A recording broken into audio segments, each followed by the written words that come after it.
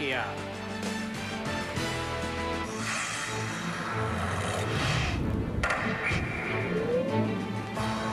It's being a Canadian in hockey, young or old.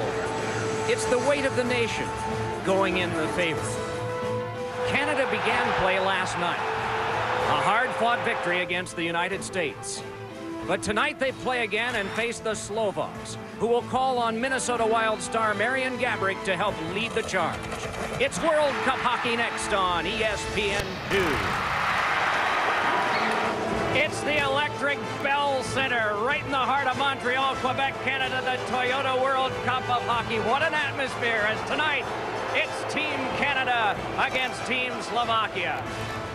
Hi, everybody. I'm Mike Emmerich. 24 hours ago, it was that victory over their nemesis from the past World Cup, the United States. And think what it was like for Canadian fans, because a guy from about 40 miles from here, Martin St. Louis, figured on the scoring of both goals. A guy from Montreal was in goal and made some big saves in the third period, Martin Brodeur. And the captain of Team Canada also showed us Darren Pang those magic hands, Mario Lemieux. He sure did, and it wasn't necessarily on the score sheet. Mario Lemieux, though, obviously we know that he hasn't been a healthy athlete the last couple of years, but boys, he worked hard to get back into the lineup. This morning we were wondering, would Mario even play in a back-to-back situation? He said yes, he talked to the coaches, he's a go for tonight's game. Think about what happened in this game one against the USA. Mario Lemieux was playing the left wing, and he was physical, but in front of the net, while the American team was really taking momentum, Connor Walchuk was a little too close to the liking of Team Canada, and so Mario Lemieux stepped in. It was a big part of the game. Mario's got such great presence for these young players around him. Well, the opposition tonight, Team Slovakia, has a scouting report. Look out, they can shoot out your lights. Well, their top 6 forwards are magnificent. Team Canada better be careful because they can score with anybody. These are two of the premier wingers in the entire National Hockey League, Marian Hossa of Ottawa and Marian Gaborik of the Minnesota Wild. Canada better watch out and make sure that they take away the passes. In the meantime, defensively, Zdeno Chara is a horse. He will play 40 minutes on the blue line. He was a runner-up for the Norris as the best defenseman in the National Hockey League. Second game of the preliminaries for Canada, the very first game for Team Slovakia. But all the fire is coming up. Any prize money they get out of this, it goes to hockey and to charities. It's for pride.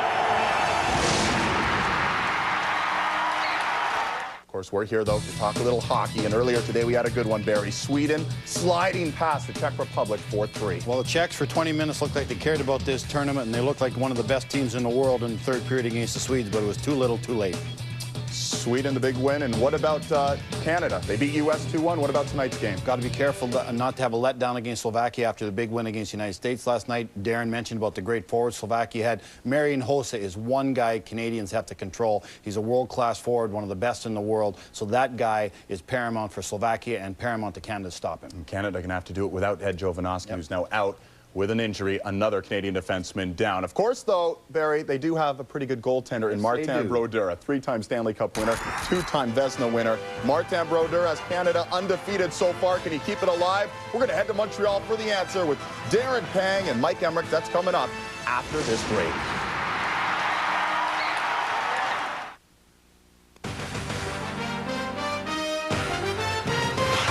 ESPN2's presentation of the Toyota World Cup of Hockey is brought to you by the Toyota Tundra Double Cab. Not just big, life-sized.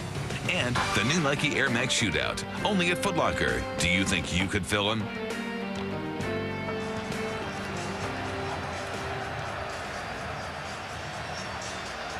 Bell Center in Montreal. Game 2 begins for Canada. What a game just 24 hours ago. Canada started out impressively in that one. They had the first 18 scoring chances. But Pat Quinn says, Darren, this will be a different team to face tonight and a different style that his team will have to play. Oh, they knew that the Americans were going to come out flying. They were going to be physical. But it was Team Canada in the opening 20 minutes of play that really dictated play-out shooting. Robert Esch and USA 19-6, Doc. And the bottom line, though, in that game was the Americans came back strong in the second period. And that was a big wake-up call here for Team Canada. Canada in the white jerseys with the red numerals and black pants.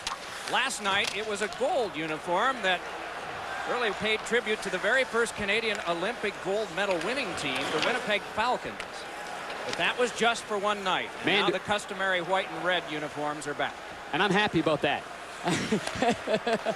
I wasn't a big fan of the colors last night. Remarkably, a lot of people were, because they were wearing them on the street today, so I think they sold a lot. But it is Slovakia wearing the blue. Slovakia, a team that was separated from Czechoslovakia 1993 and had to fight its way into Olympic competition thanks to Peter Stastny as a player. Oh, a great shot in front, and Marty Brodeur made a terrific save there, as getting the shot away from close in was Marion Gaborik. Now back ahead comes Canada. Danny Heatley was taken to the boards. Good, strong play there made by Wisnowski, and so it's sent on back. I thought Adam Foote was a very underrated soldier in last night's game against the USA. He jumped up in the play offensively, but defensively he was very, very strong on his own blue line. He made a good play there. Vinny Lecavalier with Ryan Smith as well as Marty St. Louis in the early goings here, but now there's a line change for Canada as the puck is given up and brought right back out now. Moving ahead with it for Canada and gliding in is Brad Richards. Pass sent across for Simone Gagne is sent on to the back now, and it is Hannon playing it ahead. There was an injury last night on Canada's defense, Ed Jovanovski. Yeah, bad news. He had an MRI this morning. It looks like it's an MCL of the right knee in a collision with Eric Weinrich behind the net. It looks like he will be lost for this tournament. A swing and a miss by St. Louis. Puck punched ahead at center and dealt on further by Lubos Bartechko, but eventually peeling back with it is Wade Redden. Redden out of Lloydminster, Saskatchewan, farm country. Pass knocked away from Gagne. His father Gord is here today, but has to leave tomorrow because it's time to get the wheat in for Hart. Brought back ahead now by Slovakia. It's Radovojevic. A shot blocked off by Brodeur and played along now for Jerome Iginla. Captain of Calgary gives behind to Redden again, and it's handed back over for a pass at center that ricocheted off Joe Sakic and came back down. This is something Pat Quinn was talking about, the emotion and the expectations of last night's game with their chief rival, the USA, and wondering how they're going to respond here. I like the way the Slovakians have come out. A shot by Chris Draper, who's in the lineup tonight for Team Canada, and a steal by Thornton, and a shot. He scores! Joe Thornton at 3:02.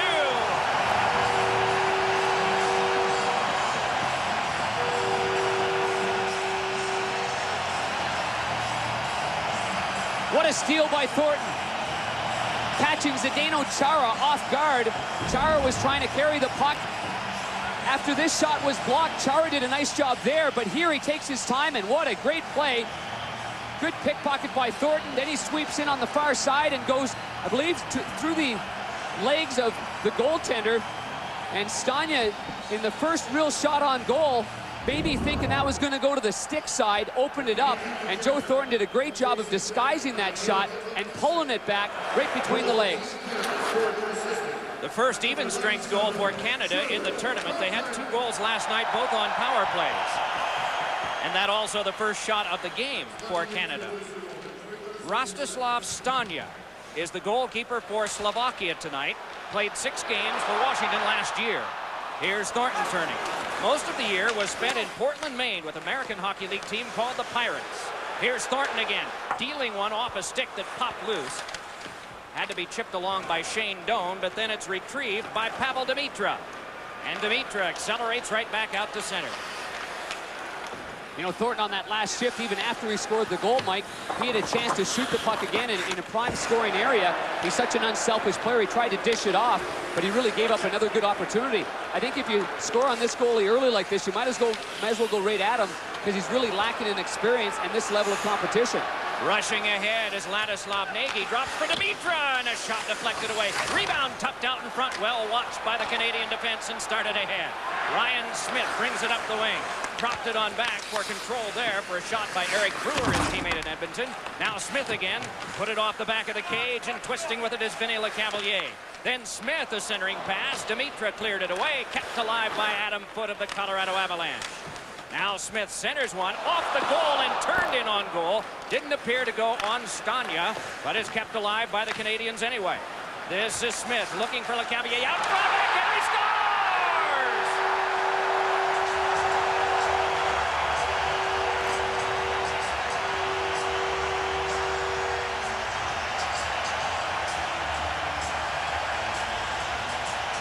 Wonderful work down low. And you knew going into this game that Zdeno Chara and Lubomir Visnovsky were the two guys that had experience at the NHL level. And the key for Canada was keeping the puck down low, cycling it down low.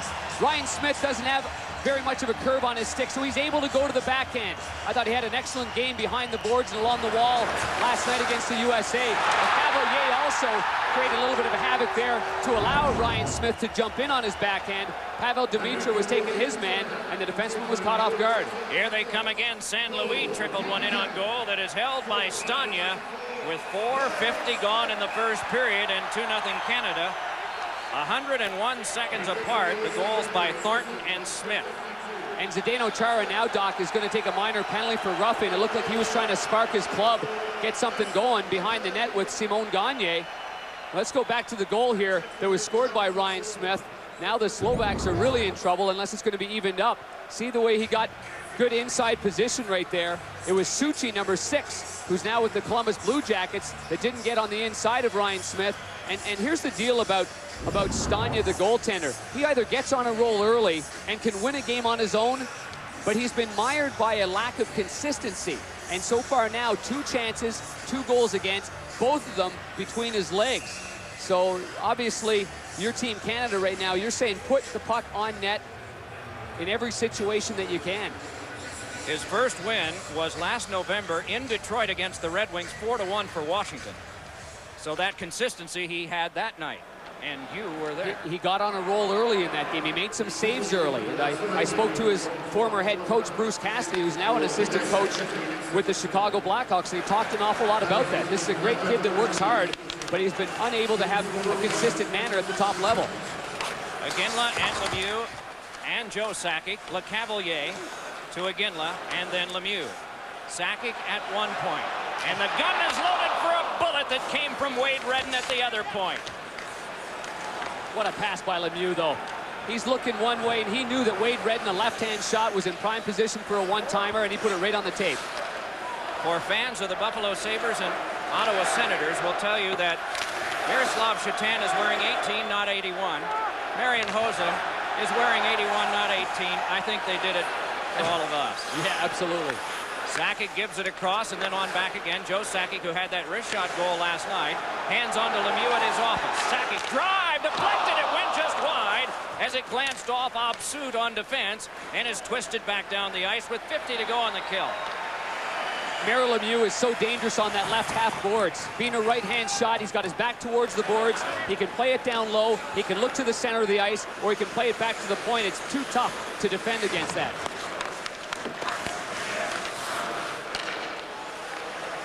Fed in front, oh, and Heatley pitched one to the glass. Fed on by Thornton. Heatley right at the front. They try to get it to him, can't do it. As making that attempt was Brad Richards, and it skipped on out. Lightning fans will notice that San Luis is wearing the customary 26, but Richards is wearing 39. And there's a reason for that. Get to that in a moment, as here's San Luis with 8 to go on the power play. Adam put a shot, deflected. San Luis, oh, and he threw it just wide of the far post, and it's back to center. And out of the box is Chara. They killed it off. Adam Foote moves back deeper. They did not have a shot on goal in that power play. 4 shots were blocked. Yeah, and they had a good opportunity when Danny Heatley, who has the puck now, Doc, he put it right over the net on a quick little snapshot. There are 4 players on Canada who normally wear 19, but are not doing it for a very good reason. That's something else. Bill Clement, Jeremy Roenick, and Gary Thorne last night talked about a little bit in case you missed the game. Out of respect for Steve Yzerman, who was invited to be on Team Canada, but had to decline, painfully so, after not wanting to let Wayne Gretzky down, certainly in Team Canada. But they have declined to wear their normal number 19 because of Steve Yzerman. That's something else. 7.5 minutes gone here in the first period. Doan, a shot that was shoveled wide. This has been all Canada so far, but it may change now. Here comes Hossa, has Demitra. Hossa backhander turned away by Brodeur. Demitra threw one that popped wide. In the first concerted offensive, a couple of attempts by Slovakia. 1 on goal and 1 off the mark. Shane Doan battling. Pat Quinn said we've got to be a lot more physical than we were against Team USA. Pretty physical against Team USA last night, but he wants more. Canadian fans would like to have more. A couple of guys named Thornton and Smith have connected on the goals for Team Canada.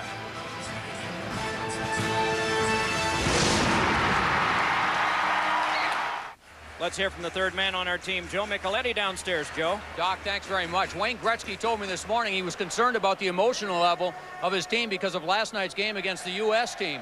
That's why he put Chris Draper in the lineup. One of the reasons anyway, energy, a lot of speed. And they also, Slovakia talked about the fact that Canada might have that letdown. They wanted to have a quick start in this game, get out to a quick lead and play physical. Hasn't happened, guys. 5'11", 190. But boy, does he ever play bigger than that. Nice finesse move by LeCavalier, but eventually it broke down. And Canada must play in neutral ice. LeCavalier had 6 shots on goal in last night's contest.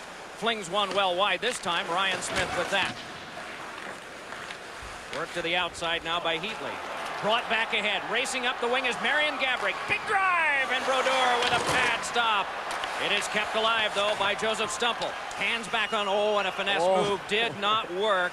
That was coming from Miroslav Shatan. It's only September 1st, Miroslav. You can't be toe dragging like that this early in the year. He's got wonderful hands, Shatan does, and so does Gaborik with that shot down the wing. Smith, the pass in front. It went off Iginla and wide. And it's cleared back down. Shatan was a part of that very first Slovakian Olympic team in 1994 that Peter Stastny, now the general manager of Team Slovakia, put together and played on. And he led the entire Olympics in goals with 9. We're going to get a penalty call. Looks like a cross-checking call. And it's going to be on Wisnowski.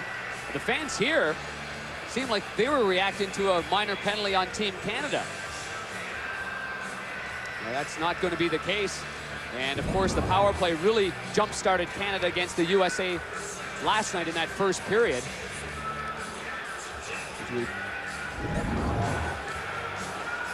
Cross-check is called on Wisnowski at 9:11, so the second power play opportunity for Canada. 2 for 5 last night, 0 for the first one tonight. And Joe Sakic brings it ahead. He has Redden on the other side. They go with Lemieux and again and LeCavalier up front. Sturbach gives on to Chara, sailed it up into the seats. Well, Joe Thornton, as you remember, during training camp, he was the guy that people were talking, he might not be the guy that plays a regular shift. He was starting very, very slow following that rib injury that he sustained against Montreal in the playoffs, or just prior to the playoffs. But early in this game, great job of hounding the puck and putting backside pressure, not quitting on the play. And the long stick of Zdeno Chara was an enemy of Chara there. It was an easy pickpocket for Thornton to snag it from the big fella and then go in and score the first goal of the game. 6'9", 260 pounds. So with skates on now, how tall is he? Oh, 9 feet, 300 pounds. It's amazing, and he's a strong man. He's got big arms, he's physical, he can play nasty. He's a tremendous defenseman. The outside it comes to Sakic. Joe Sakic back across. Lemieux faked the slap shot, worked into LeCavalier, drive, and it went off the stick of Stanya and hopped off the glass. Kept alive by Sakic again for Team Canada. That pass went off Radivojevic of Slovakia. Chara in there too. Radivojevic jostled by Wade Redden. Off the wall, it's Lemieux again. 55 to go on the power play. Gets it back from Sakic. Wheels it on across. LeCavalier has to settle things down. At the front of the net, Iginla. Tossed there, but blocked and cleared back down the ice by Sturbach.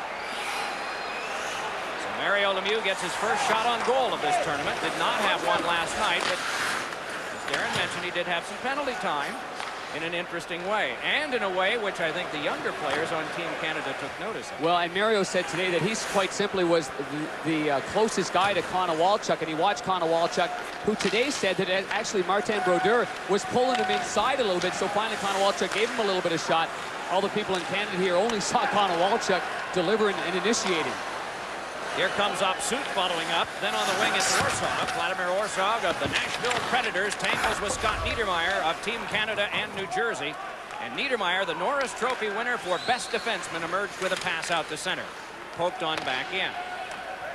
Canada had to score late in the third to tie Slovakia in an exhibition game last week, 2-2.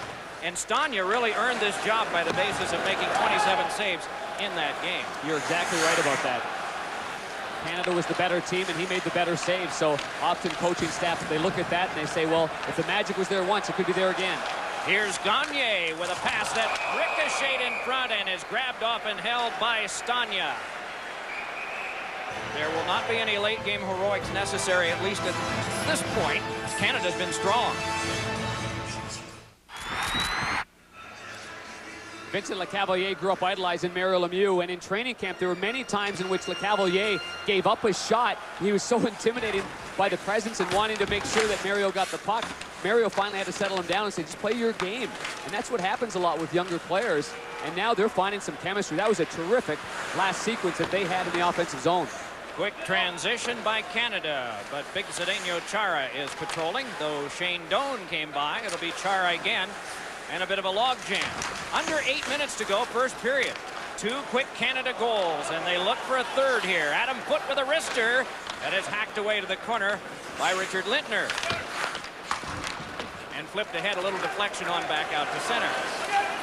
By the end of this game, Chara's going to be 5'9", 120 pounds with how much he's going to play and how much work he's going to have to just to cover up for even his partner Lintner, who's a solid defenseman, but he's not strong enough to handle the forwards here in Team Canada.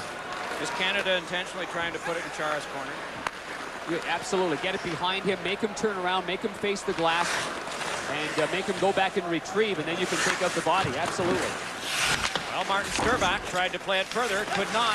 Danny Heatley to the outside shove down, and it's taken right away and outletted by Stumpel. And here's a chance for Gabrick, breaking right in. Save Brodeur! Rebound! Save Brodeur as he stops Shatan! He's pretty good, isn't he? That is some good stuff right there. Everyone asked Pat Quinn this morning whether or not he'd make a change, and with the 4 days off that they have, Marty Brodeur wanted to get back in the net. He has robbed Marian Gaborik 3 times in this game, including that one with the left pad. Did the rebounds right on the tape, and Miroslav Shatan has a very good chance. Shatan's trying to put it to the far side, and Brodeur just dragged a leg. That one with the left side, the next one with the right. Terrific stuff by Brodeur. Don't underestimate how good he's been in this game early on. Iginla jostled to the wall. It's given up right near Lemieux. Does the hometown guy usually play well here? Yeah, he does. 16 games he's played at Bell Center.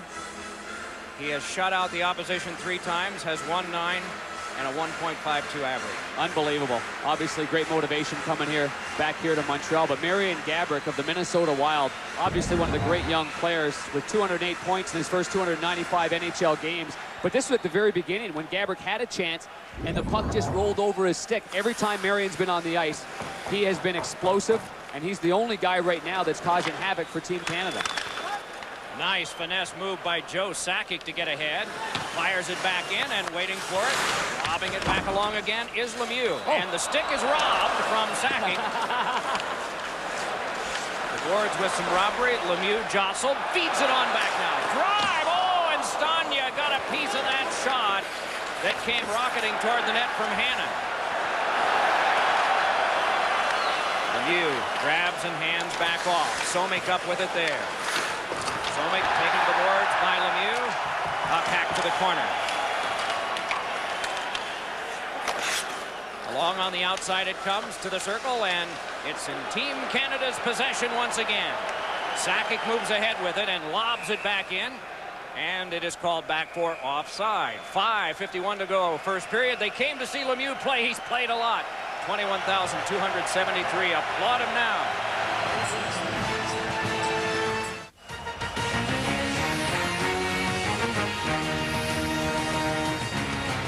Toyota's World Cup of Hockey, along with Darren Pang here, Joe Micheletti downstairs, Mike Emmerich from Bell Center in Montreal. 2 quick goals by Canada. Thornton at 3:02, elapsed time in the first, and Ryan Smith at 4:43.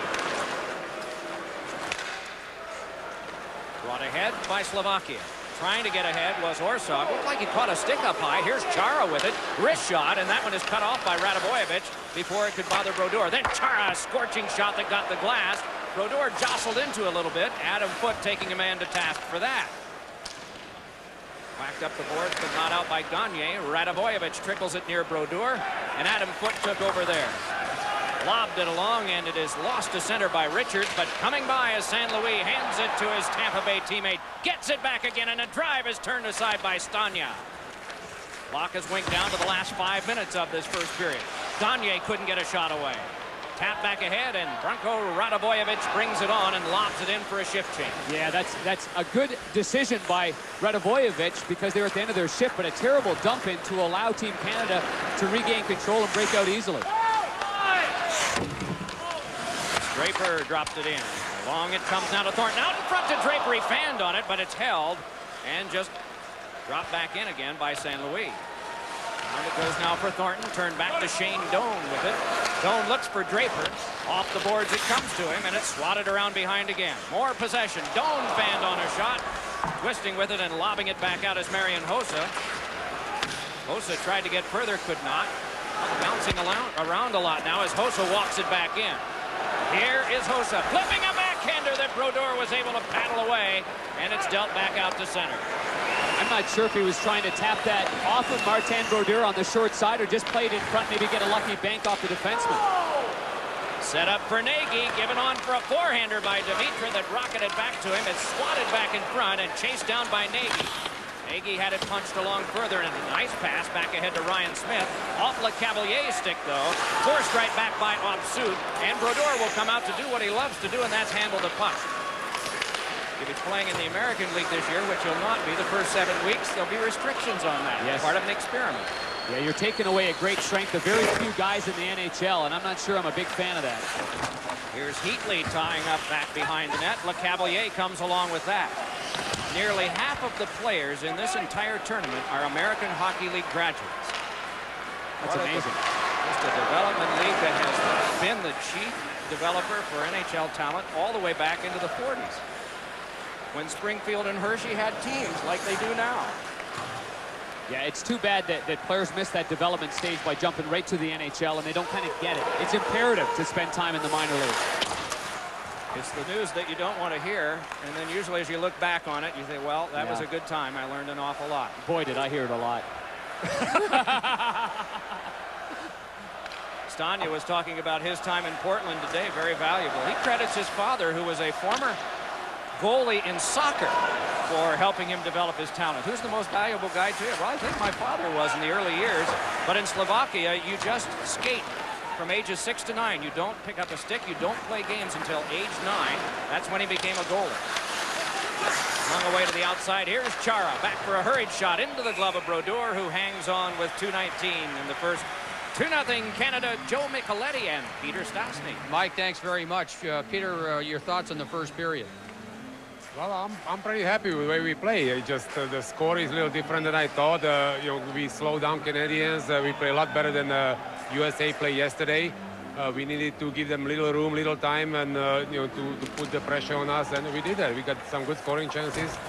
But you know, in our first game, exhibition game, we scored 2 quick goals. We were up 2-0. Now it's reversed. They scored 2 quick goals on the first 2 shots. Peter, it was a few years ago when this Slovakian team was really struggling, and you being a Hall of Famer and being from there, you took over. What did you do to turn this program around? Well, we're growing good hockey players, and they need some direction. I knew what our strengths are, I knew what our weaknesses are, and you just take care of the weaknesses, and I knew the strengths will, you know, put you right among the best, and that's what happened. Congratulations to you. Good luck the rest of the way, and thanks for this. Thank you very much, Joe. Mike, Darren. Okay. One of the greats, isn't he? He is, and he did not complain about injuries, but could he ever? He could have Peter Bondra, broke a thumb last week. Ivan Majewski, gone. Michael Handzus, gone. Ziggy Palffy, shoulder surgery this summer, just wasn't able to play. I mean, that could really help Slovakia's fortunes. Yeah, Michael Handzus is a very unique and underrated guy, because he would have been the third-line center that really balanced out their top 9 forwards. And so without him there, Martin Seaback has to take on a bigger role as well. And there's going to be an icing call there. Coming up in the intermission, Toyota World Cup of Hockey intermission report. Talk about the labor situation. Bill Daly, NHL Executive Vice President, Chief Legal Officer, today released a statement. We'd hoped to be able to talk to him, but the talks went late today, and apparently they're going to continue tomorrow. He said, we resumed negotiations with the union today to achieve a new CBA and agreed to continue our talks in Montreal tomorrow. Accordingly, as was the case yesterday, out of respect for the process, I'll refrain from commenting on the substance of the meeting until the conclusion of tomorrow's session. Well, Let's make some headway. Let's make some headway. Let's give fans an optimistic viewpoint, because being in Montreal here, we're not getting great vibes, but it's great that they're obviously meeting and talking. But 7 hours yesterday, long session today, another one planned for tomorrow. It's not the worst, but Bill said a year ago that he expected, and he said it's not to be critical of the players' approach, because it's good in any negotiation if you feel that you stand to do better to wait to the last minute, then you wait. But this is the last minute that we're coming on for the start of the season. Training camps are up for grabs here shortly, and they'll have to be talking about whether they postpone those or just have their American League players and their Tier 2 players wind up attending. Puck trickled through to centers. We're down to the last 52 of the first period. Do you think it's leveled off a little bit from the early Canadian dominance? Oh, absolutely. Canada, I mean, they were fortunate to score on both those goals. Oh, Gabrick with another shot, and Brodeur stopped that one. Gabrick's had the best scoring chances in this game so far. I don't necessarily think the goals that were scored on Stania were as of the same quality that Marty Brodeur has faced. Indeed. And I think Stastny had it right on the money. He said, we're playing pretty well. Here's Chara's shot. Oh, and that one wouldn't go. Oh, man, can Chara shoot the puck. He's got a great, heavy one-time shot. Loose stick was out there, and Steve Walkham, the referee, is retrieving part of it just to keep it out of the way. Don Van Massenhoven is the other referee. Jean Morin and Pierre Racicot are the linesmen tonight here in French Canada. Chatain dumped it in. The siren goes, and the first period has come to a close. Joe Thornton and Ryan Smith have scored for Canada. Big crowd satisfied with this thus far. We did see some Slovakian fans, though, so it's not 100%. Let's say it's about 99, speaking of which. Canada 2, Slovakia nothing at the end of the first period.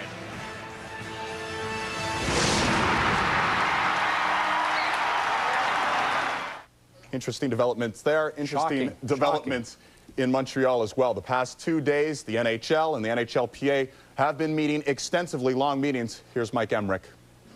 Well, you know, this is a deadline of September the 15th. And we try to take something, even though we're giving nothing of substance out of any of these meetings. They met yesterday for the 4th time in 8 days. So today it makes 5 and 9. They were not planning to meet tomorrow, but now they are. So that's 6 meetings in the last 10 days. I know we're near the 11th hour, but at least, even though we don't have any substance, anything further to report, there's great optimism, I think, that they are really working to try and get something done. Training camps are up for grabs, the start of the season up for grabs too. They're at the fork in the road and trying to get this done. This is the 11th hour, so we'll see. A statement was issued just before game time by Bill Daly, NHL Executive Vice President, Chief Legal Officer. We resumed negotiations with the union today in an effort to achieve a new collective bargaining agreement and agreed to continue our talks here in Montreal tomorrow. Accordingly, as was the case yesterday, out of respect to the process, I will refrain from commenting on the substance of the meeting until the conclusion of tomorrow's session.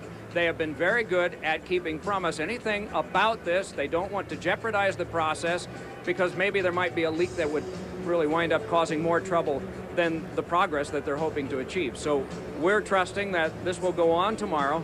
And I know hockey fans all around, some of them have gone from being mad to being ambivalent, but they might be happy when this all gets done. We'll just see. We can pin nothing on it from today. But, David, that's the latest that we have at game time here in Montreal. All right, Mike, we appreciate that. The good news is they're meeting, they're at a table, they're talking. The bad news is we're not sure if there's any progress being made. Well, one of the biggest problems in this whole situation is the players and the Player Association do not believe the owners' figures. That has been the problem since day one. They believe the owners are hiding revenue. They believe that a lot of the owners are making money. The owners say that only a few teams in the NHL are making money. So that is really the crux of the problem, is figures. Hopefully that'll be all straightened out.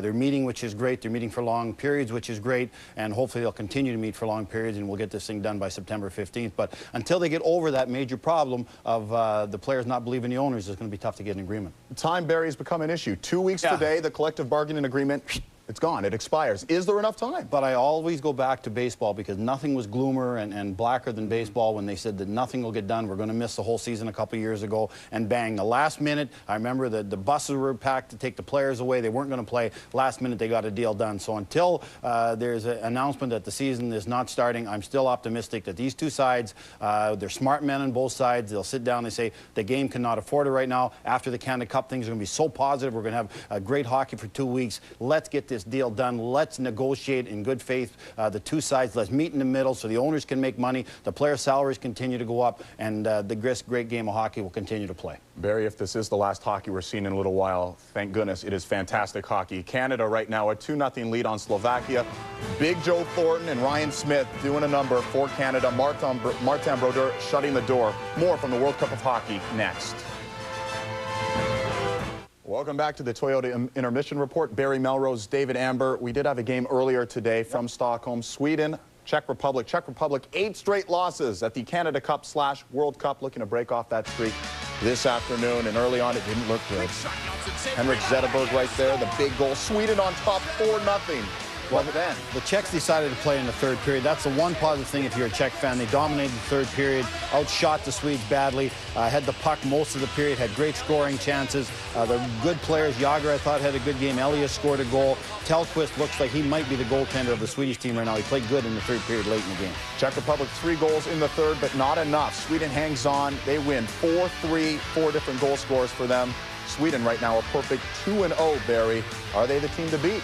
Yeah, the Swedes are the team to beat in this division. I do not like this format because these games mean nothing. I think they should mean something. The Czech are playing poorly, but they could easily come out of this division now. Play good in the third period. They're going to have to play Germany one more time. They'll win that game. So, again, it's first seeding. These games really mean nothing.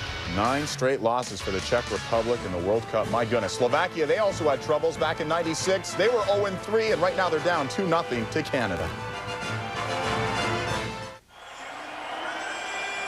Second period about to start. No carryover penalties nor power plays.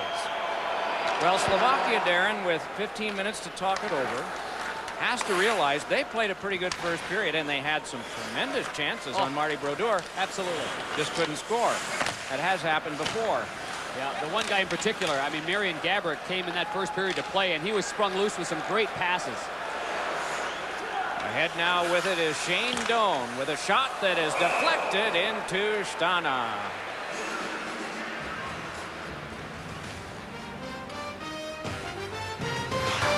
ESPN2's presentation of the Toyota World Cup of Hockey is brought to you by the Toyota Tundra Double Cab. Not just big, life-sized. And the U.S. Department of Transportation. You drink, you drive, you lose. Back underway here at Bell Center in Montreal. Lemieux centers, but it is cut off and started to head to center. Brought ahead by Gaborik. This shot did not go on Brodeur, but kicked across. Reached there by the defense. They can't play it too far, though. Stumple there. Back to Joseph Stumple again. Could not reach Gaborik with the pass. Brushed across, and here comes Iginla. Moving on in. He's got Adam Foote breaking. Oh, and a save made by Stania. And it stays at 2-0. A terrific 2-on-1 break pass to Adam Foote. And what a play by Lemieux, holding up the defenseman at the blue line at the Slovakian bench. He made the play happen with one hand. Brodeur foisted it away from Gaborik, or it would have been another chance for him in this game. Wisnowski at neutral ice turned it back in. Eric Brewer handling for Canada. Edmonton Oilers defenseman gives it back ahead now for St. Louis. St. Louis a forehander, blocked aside by Stania and taken by Somik. A little more confidence shown in the latter part of the first and early here in the second by Slovakia. You betcha.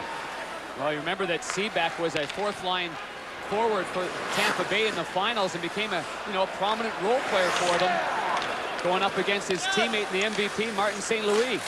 St. Louis getting more and more comfortable as this goes along. He's going to be a player as this goes on. He was great last night, having 2 points, a goal, and a helper. 11 members of this 26-man Slovakian roster were on the gold medal winning World Championship team just 2 years ago. Yeah, great experience, small country coming together. There's Mario. He trips, actually. His left leg got caught and might have hit a rut. Then he has a little hold up here, but it's discreet enough that it goes by the wayside of the officials. And again, it looks like he's going to shoot it, but he feathers a beautiful pass to Adam Foote, the right-handed defenseman who jumped into the play, as he did last night. But it all starts with Mario's strength and his agility on the far blue line. He has had some memorable games in his hometown. Oh, has he ever? In 7 games at Bell Center, he has 15 points. The year before his retirement, but he came back from the first retirement, I guess we have to say it is. The second one hasn't happened yet. He came in here twice. He had 4 goals in the first game, 5 points in the second. A jam up at the net, and on top of it is Stania. Let's check in with Joe Micheletti. Okay, Mike, you and Darren were talking about some of the key injuries for Slovakia, guys that are missing out of this lineup, and some of those injuries have been of the real strange variety. But one player they're really missing as well is Richard Zednik. It wasn't an injury. He went out to dinner last night with his wife, came down with a very serious case of food poisoning, so serious that he remains in the hospital tonight. They're not sure when he's going to be able to play again. Mike? Wow. Well, you remember, though, that his wife's here. Obviously, he's a Montreal Canadian player. Just signed a new contract with the Canadiens, and he has really developed into a fine forward. Good shot by Dimitra. Got the glass beyond the reach of Brodeur. Another shot is deflected away. Martin Sturbach is out there for Slovakia. Let that one go. Toyota's World Cup of Hockey. We hope you're enjoying it. Big chance. Draper, and a shot high off Stania. Head back on now for Shane Doan again. Tried to step away and did. And a shot, and that one is blocked aside by the defense. Here's Foot holding. Same one in front. Oh, and Doan didn't get all of it. He just got a little, and all of it is in the glove of Stania. Stania has settled down, and after a shaky start, he's making some good saves here. The goaltender's very inexperienced. Only 12 NHL games played, and that's Lashak and Stania. This save here was a fan-on shot by the Phoenix Coyotes' Shane Doan. Meanwhile, Adam Foote with a fake shot to go across. It's a hard pass, really. I mean, it's so hard. It's very difficult to control for Shane Doan. Shots are 6-0 Canada in this period. Chances are 5-0. Reaching in now is Chatan. Nice outlet pass. Feathered ahead for Upsuit. Brought ahead for a drive by Upsuit that is wide. Oh, Upsuit had a 3-on-2 break. You don't get many odd man breaks like that. Iginla hands it across. Brought back in by Iginla from Lemieux, and the shot sailed wide. Came back to the boards for a little pitch back deep. At the front now is Joe Sakic. Tip to the outside. Lemieux started in, but Sakic moved in, and Upsuit tangled with him.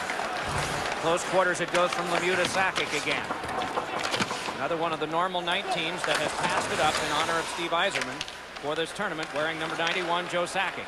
The outlet pass comes on to Upsuit, who let that rocket go a moment ago. Tip back around, and Brodeur will set it up. Long pass ahead to Jerome Iginla. And back in as the teams are making a change. Iginla comes off the ice.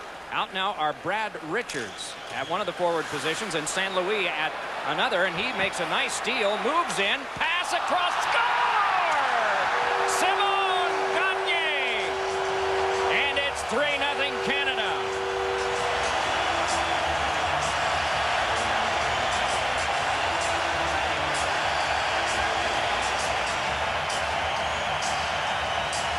Somek had the puck.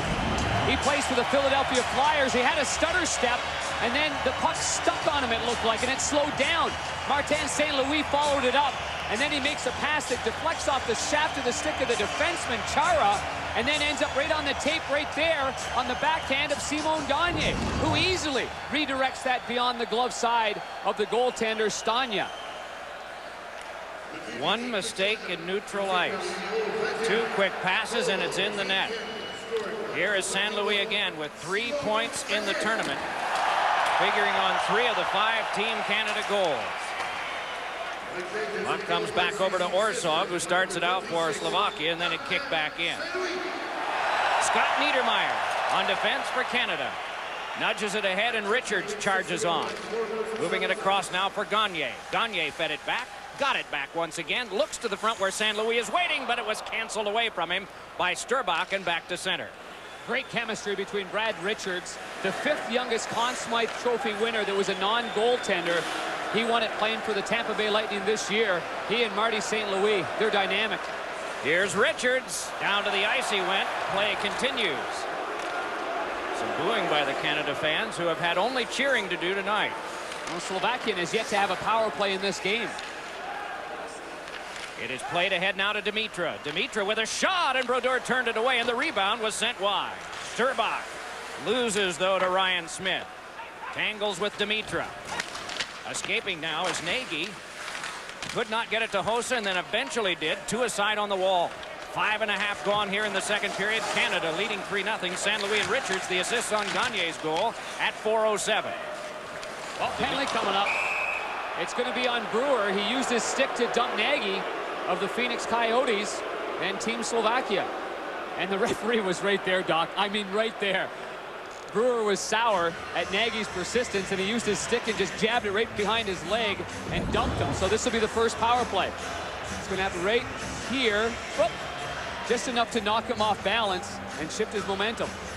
Thursday, ESPN2's coverage of the World Cup of Hockey continues as Brett Hull in the United States meet Alex Kovalev, Darius Kasparaitis, Alexei Yashin, and the Russian team. The World Cup of Hockey on ESPN2 Thursday at 7 Eastern.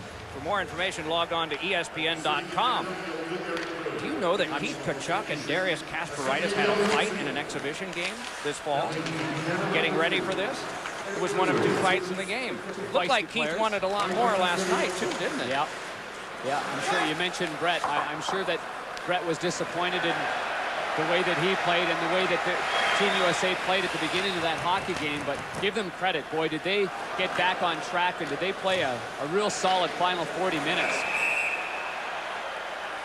A stoppage of play and a penalty coming up, and another penalty on Canada.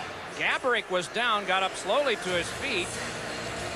And no, the Slovakian penalty box door opens and Gaborik goes in. That's an interesting call there. Gaborik, it looked like, was straddling the line. And that happens a lot when you're trying to hold on to the blue line. You know, there's no way that that is a trip on Marian Gaborik. And I understand that the Canadian player fell over his leg, but when you're straddling the line like that, you have to keep that skate on the opposite side of the blue line. And basically, the Team Canada player was trying to get back in their own zone. That leg was already there. I think that's not a very good call on Marian Gaborik. So 4 aside now for a minute and a quarter. Adam Foote, primary assist on the second goal for Canada tonight. It's brought ahead and pitched in by Chris Draper, but it goes out of play. Well, it's been an intriguing game so far. 3-0, Canada in the lead. Simone Gagne, beautiful touch from San Luis. Simone has got the 3rd one for Canada.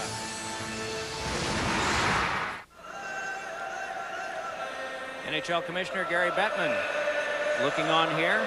Another busy day. They had not planned to go again tomorrow, but they're going to go again tomorrow. You had mentioned that'll be 6 meetings in the last 10 days. So hopefully something fruitful and optimistic is coming out of this. It's a very black and white issue, though, isn't it? It's something that we haven't had in the NHL. It would create a new landscape that the players want to protect. We've never had a hard cap in the National Hockey League.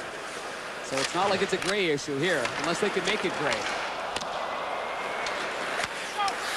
There has to be the implant of all of the noise that has come from this tournament. And the NHL and the Players Association have put this tournament together, and it's gone really well so far. And if you do one thing well together, can you do the other one together? Well, they're going to try.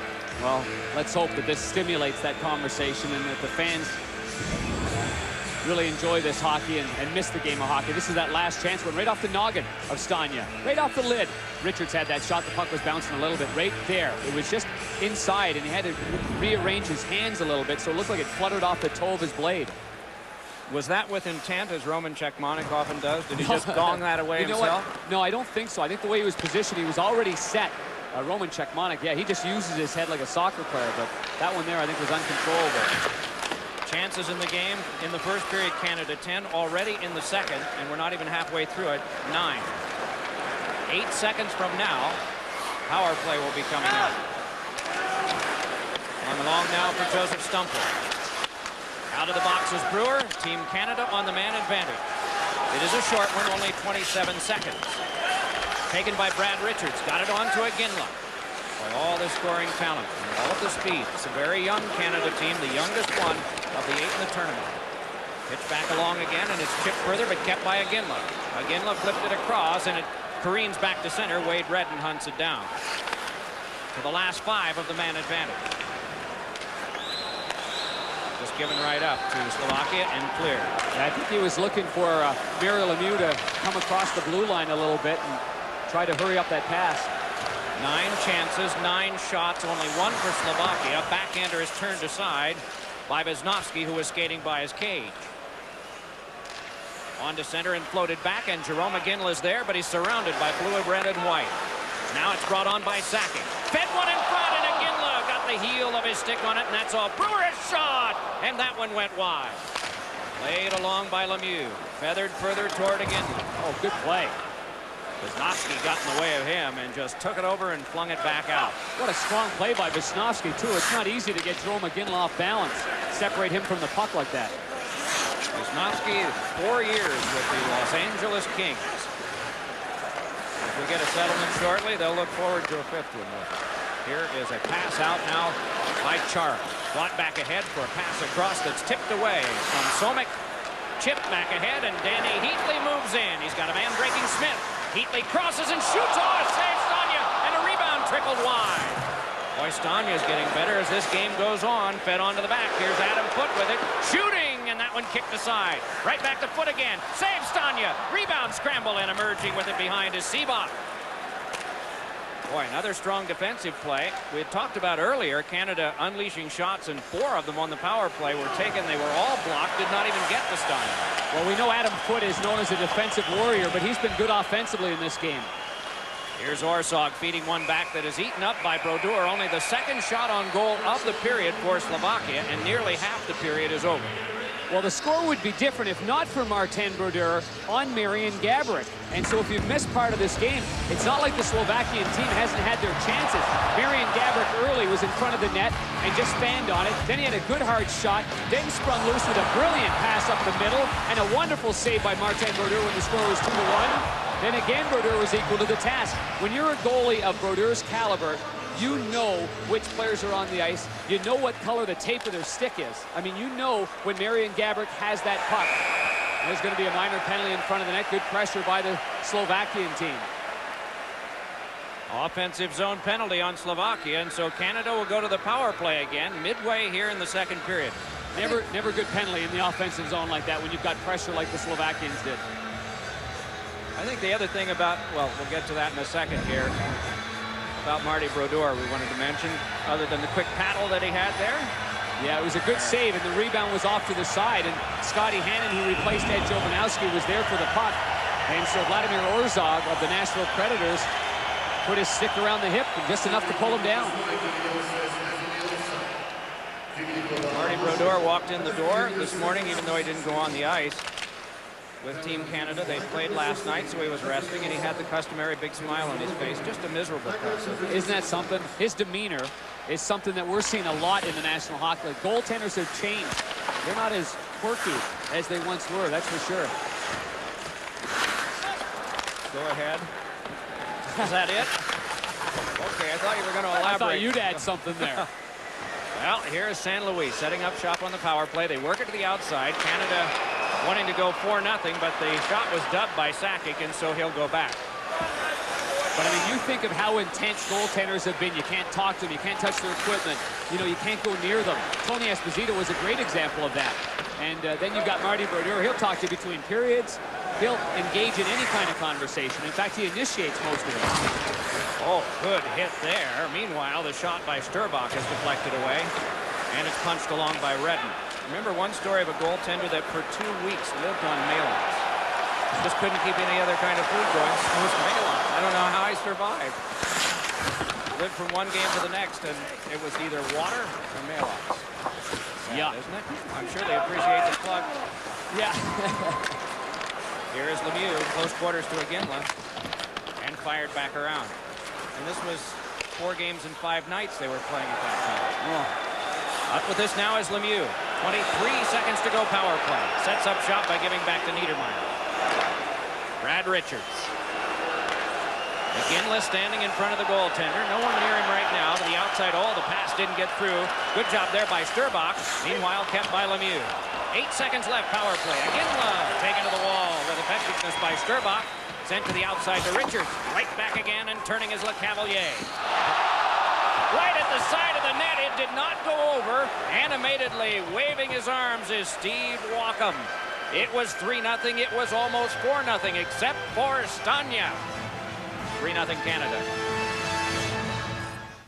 Yeah, there's a lot of commotion up here, and for good reason. I'm with one of the great players of all time, one of the great people of all time, Jean Beliveau, whose number is retired here, a Hall of Famer, 10 Stanley Cups as a player. Tell me what you think of the World Cup thus far. I think it's just a fabulous thing. I wish I was born 35 years, or I was born 35 years too early. But it's a great, amazing thing. It's good for everybody. It's good for the game, good for the player. Look at the fans. You know, we've heard so much talk in the last few years about changes in the game that could make the game better. Are you in favor of making any changes at all? Not really. Look, when the game is well played, like we witnessed last night, and what we watched for half of the game tonight, I don't really think so. They're talking about taking the red line away. How can you have a power play if you take the red line away? Only you would know. Well, you cannot. Your point men cannot sustain the attack. So no, not really.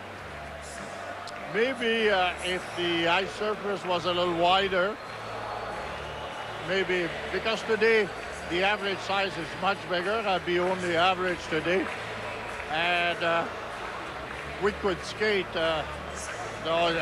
Most of the players today have good shot, and you could skate a little better. We appreciate your time, and you look great. Glad you're healthy. Thanks for the time. Thank you very much. Guys? What an amazing man. Oh, my goodness. A cancer survivor. Oh, boy. And 17 Stanley Cups if you count the ones as an administrator with the Montreal Canadiens. 17 Stanley Cups. Not every one of those brought a ring, because at one time there weren't rings. But here's Doan. Nuts dried off. John once told me that he doesn't really wear much jewelry. He doesn't like it, but he said, I think people like to see the rings. They say they do, so I always wear one of them. Never two. Out of 17, imagine he's had a few that have been given to him since his playing days that he didn't originally get when he had won. But what a gentleman. Teams are at full strength. While we were talking to John, there was a review upstairs of that close call around Stanya. But they looked at the videotape and it was ruled to be no goal. Right call. Nagy brings it on. Just over 7 minutes to go in this second period. It's been mostly Canada. Only 2 shots have come off Slovakian sticks in this period.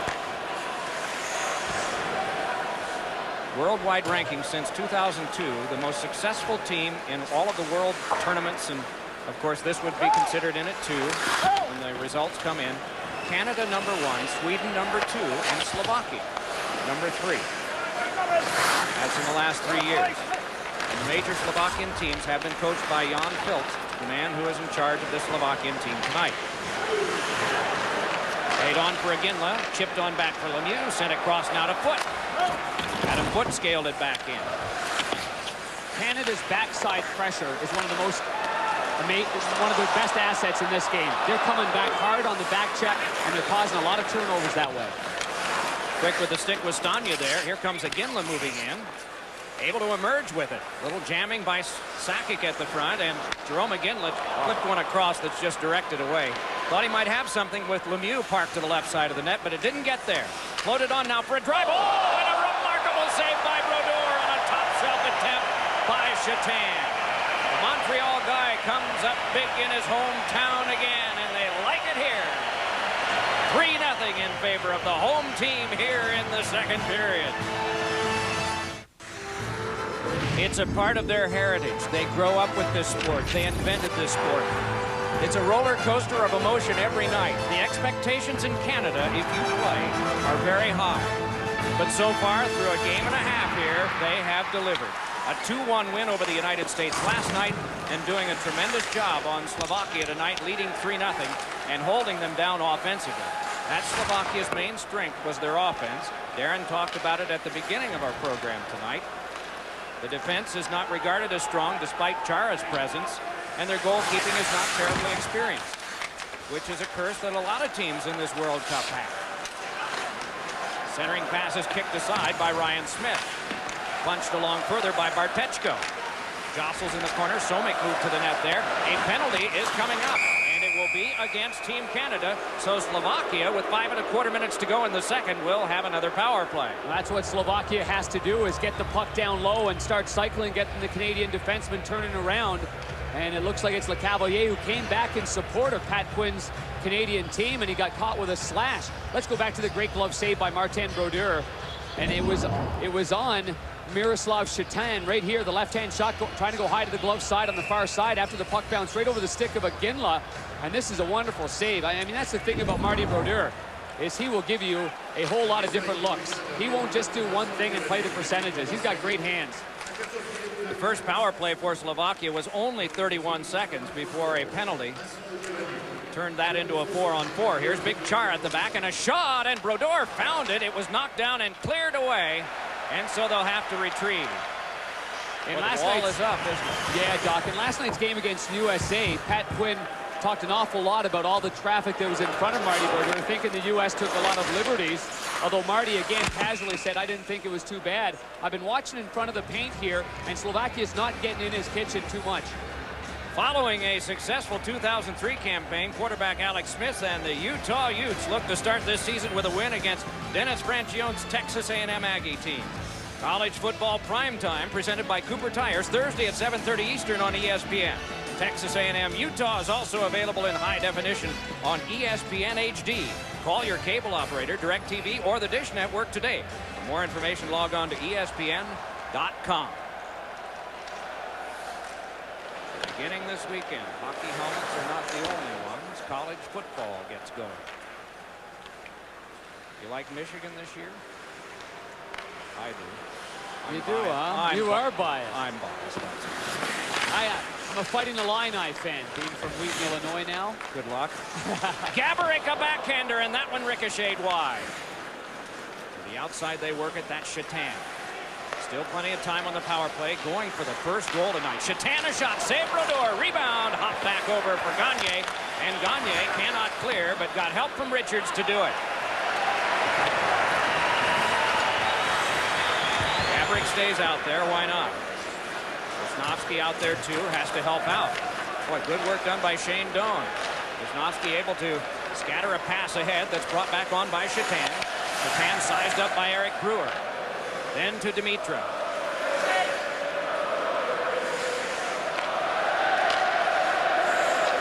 The international chant that we've heard in several cities, the presumption is things are well in hand. But out in front of Shatan, and a save by Brodeur, and it's cleared back down. Oh, Marion Gaborik just slammed his stick on the ice, snapped it in half as he was going to the bench. He is frustrated. He has been denied 4 or 5 times at least in this hockey game, and he is one sour camper now. Oh, nearly a 2 against perhaps 1 or maybe just the goaltender, but here comes Ryan Smith in, and a drive. Oh, a headhunter that got the glass and careened out to center. A message shot. Oh, actually, the next one should go low along the ice. Get the goalie lifting a little bit. Not a bad move. Lintner is banged into by LeCavalier. To the outside, Danny Heatley moves to the slot. LeCavalier, a shot that's wide. Now it's Hannon. Then it's Smith. Warming to the task, Team Canada. Fed on to Heatley. Misfires on the pass, and Hannon out of the San Jose Sharks chases it down for Canada. Skipped a pass along that is lobbed back by Lintner as Slovakia makes a change at the bench, and out of the tangle, it's turned on back to Hannon. 2:20 to go in the second period. Niedermeyer hands on to Heatley. Cannot get the pass through, and then it's Sakic. You know, Jean Beliveau was talking about making the ice surface wider. Would that have an effect on goalies? We can presume the effect it would have on the players in front, but what about goalies? Well, it definitely changes up your angle and your position in the net, but you would get used to that. You could make that change quite easily. I don't mind that idea one bit. Puck scooped up by Brodeur, and he holds once more. And Brodeur has been strong. Just a pillar of strength and calmness back there in net. And right now, the Slovakian team has had 16 shots on goal, and Martin Brodeur has been perfect. Of course, his father, Denis Brodeur, the longtime photographer of the Montreal Canadiens. Here's Marion Gaborik. And why does he do that? Well, it's a little bit of immaturity and frustration, but it's also Martin Brodeur who has nullified him. It's not a bad batch of sticks, is it? Got it right on the heel. One hand, there's no way any stick's going to be able to handle that. Radivojevic poked it on. Carried further by Orsov. Orsov with a little bit of an opening. Not a good angle. Halinka round behind. Radivojevic staggers down, shoved further. On the back, Chara shot. Blocked off by the waffle board of Brodeur, and Radivojevic taken out well by San Luis. But no rebound. Flipped out in front. Brodeur had help to paddle that one away. It's handballed back up the boards, but not yet out. Lintner kept play going. Penalty is coming out. And maybe more.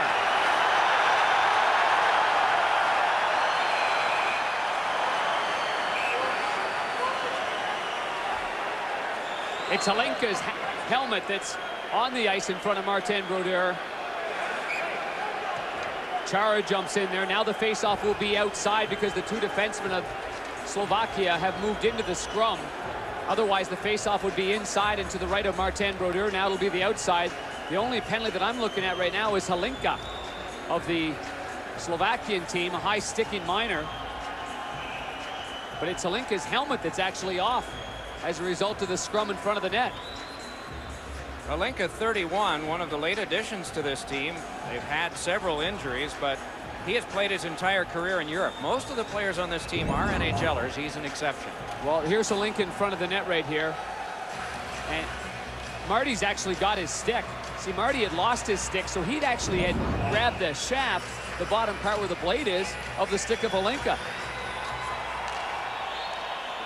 But because of maybe what happened last night and all the talking that Pat Quinn had, making everybody aware of the contact in front of the net, maybe Brodeur got away with one there. Quinn's message was probably more for the officials. That's what I mean. And look what happens. The minute Halinka's right there, Halinka wasn't even in the crease right there, and it was his stick that was being held. Final 50 of the period. The Toyota World Cup of Hockey from Montreal. We sure hope you're enjoying this one tonight. 3-0 Canada ahead. Along with Joe Micheletti downstairs and Darren Pang, Mike Emmer. Here's Iginla across, gets it from Lemieux. Oh, and that one is held by Stania. He was going short side high. What an artful goal it would have been, but the glove of Stania took care of everything else. And the soft, supple hands of Mario Lemieux. The puck came onto his stick. He was ready for a one-timer, and he looked like he might have fired it, but he took the pass from Iginla. And while everyone's looking like shot, he puts it right back to Jerome, and the goaltender made an unbelievable read because he could have overcommitted, first of all, in pushing from his left to his right, but he stayed on his feet and he kept his balance to make a great save on Iginla. Here's Sakic, still working on this power play. Into the back and drive by Lemieux, and that deflected wide. Mario has changed his position now. He was on the far side in the opening period and against the USA. Now he's moved to the right side. Why would he do that? Just to change up the look a little bit, not make it so obvious. Lemieux given a good shoulder by Chara. Jostling on the boards, Bartechko went down. Reaching in Lemieux. The horn sounds. The siren goes. People rise to applaud. Second period is over. And it is Simon Gagne striking in that period. The only goal, Canada decisively ahead now after 40 minutes, 3-0. Also, Barry, some big news in hockey. Maybe not as big, but to hockey fans, very big. The NHL, well... Yep. Well, they're talking, and if they're talking, they ain't walking, and that's all that's important to me, is that they are talking. They've talked 2 days in a row, scheduled to continue to talk. That's good news for hockey fans. Yeah, the NHL and the NHLPA meeting for a second straight day in Montreal. Here's the quote coming from the NHL Players Association Senior Director Ted Saskin. Quote, following 2 days of discussions with the league, both parties have agreed to continue meeting tomorrow in Montreal. I will comment further on the meetings at the conclusion of Thursday's session. Of course, we'd wanted to hear from representatives from both the NHL and the NHLPA during these intermission reports, but hey, it's better that they're talking to each other and not talking to us. The one thing I would like to see the players come up with a proposal. Right now, the owners are giving proposals to the players. The players are saying none of them are any good. Let the players come up with a proposal, something they can live with. Then we've got two areas. We've got the owner's side, we've got the players' side. Then both sides can negotiate. They've got a starting point. So I'd like to see the players come to the forefront and give a proposal to the owners instead of just one-sided all the time. We need to get some common ground, and then maybe they can work. Common sense, too, man. Common sense and common ground, and maybe they can work out this thing in the next 2 weeks. Let's hope for that. Today, we did have a little appetizer here on the World Cup of Hockey. Sweden flexing their muscle against the Czech Republic. Czechs with a late rally at the end. Full highlights, full details coming your way next.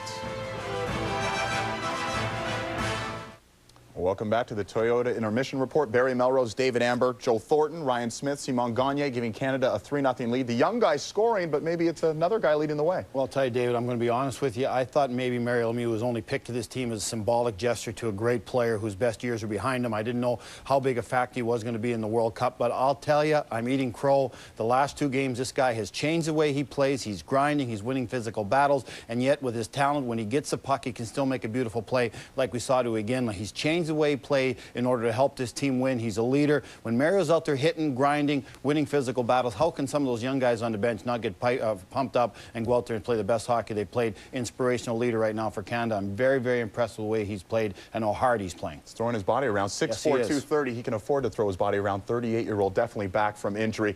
Earlier today, Sweden and the Czech Republic getting it on in Stockholm. Sweden a perfect 1-0 so far in this tournament. The Czech Republic not looking good early. Well, the Swedes dominated the game the first two periods. The Czechs again looked disinterested, very disappointing if you're a Czech fan. But later in the third period, they really came out. They looked like they cared. They looked like they wanted to win this game. They almost did. Late in the game, they had a couple of chances to tie. They were on a power play with the goalie pulled the last minute of the game and had a couple chances. Tellqvist now looks like he might be the goaltender for the Swedes. Czech Republic, 3 goals in the third period, but not enough. They lose 4-3. Their 9th straight World Cup of Hockey loss. Sweden a perfect 2-0. And yes, as you said, Barry, Michael Tellqvist, not Tommy Salo, between the pipes for Team Sweden, but they improve to 2-0. Here's how it stacks up. Barry, your thoughts? Well, Sweden and Finland will be playing. Finland will beat Germany. They'll be playing to see who plays Germany, because I got to think the Czechs will rebound and beat Germany. So that is a huge game for Sweden and Finland. They don't like each other anyways. Canada right now is the class of this division, but we haven't seen the Russians play yet. Russia and the U.S. getting it on tomorrow night. A game, of course, you can see her on the full ESPN network. Should be a dandy. What a period it's been and what a game it's been for Team Canada. Simon Gagne lighting the lamp. 3-0, Canada on top.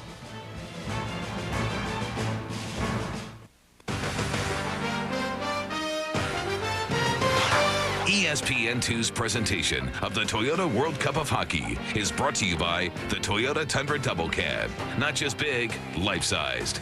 And Samuel Adams. When you're ready for a distinctive brew, Samuel Adams. Always a good decision. 49 seconds of a carryover penalty against Salinka for Slovakia, and so the power play gets to work for Canada here early in the third. Well, through 2, it's been a clinic, hasn't it? Yeah, I think 2 games in a row now that Team Canada's power play has been awesome. Lemieux shoved down, gets back up again. I like the 2 units that they're using. Great chance there. A big all went up from the crowd. Niedermeyer in front. A shot, and Stania got that one too and paddled it away. Now Lecavalier. Niedermeyer spars a bit with Chara.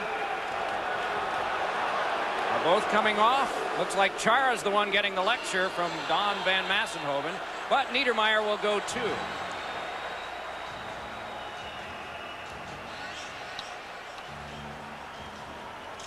Well, let's recap the goals that have gone on here for Canada in this hockey game here. Great steal by Joe Thornton early on, and he really set the tone with that. Ryan Smith, an unheralded player for Team Canada, with the great backhand attempt, and then the pass by Martin St. Louis went off the shaft of the stick of Chara and right onto the backhand of the Philadelphia Flyers, Simon Gagne. That made it 3-0. And now we've seen the 2 players that most talked about to win the Norris Trophy last year, and it ended up that Niedermeyer won the trophy and Zdeno Chara was a runner-up, and they're both in the penalty box. Here's a shot by Adam Foote that's deflected away down to the last 5 seconds of this abbreviated power play here in the third for Canada. Oh, and Richards a shot, and Stania stopped that one. Held by Brewer. Shorthanded situation over for Slovakia. Here's Richards, a lot of room, fitted across. Oh!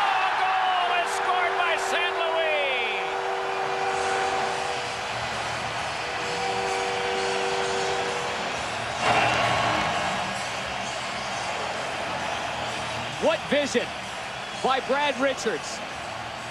Tremendous play to find Martin St. Louis on the far side of the ice when everyone's looking at Richards, and the puck ends up right on the tape of St. Louis. What a play. Just fabulous stuff. Richards had time and he had space to go wide. He's got the puck here, a little fake here. Now he's got time, feathers it across, and with one knee on the ice, Martin St. Louis got himself in good position. Great reaction from the Red Wings. Chris Draper from bench side. 4 points for St. Louis. 6 goals scored by his team over the last 26 hours.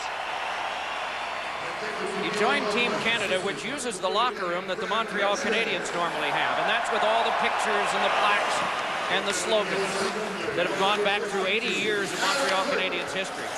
And he said, I was a little nervous. I'd never been in the room before. Came here yesterday and was in the room really for the first time to get a look at it and see what it was all about. Would be a little nerve-wracking when you consider the tradition.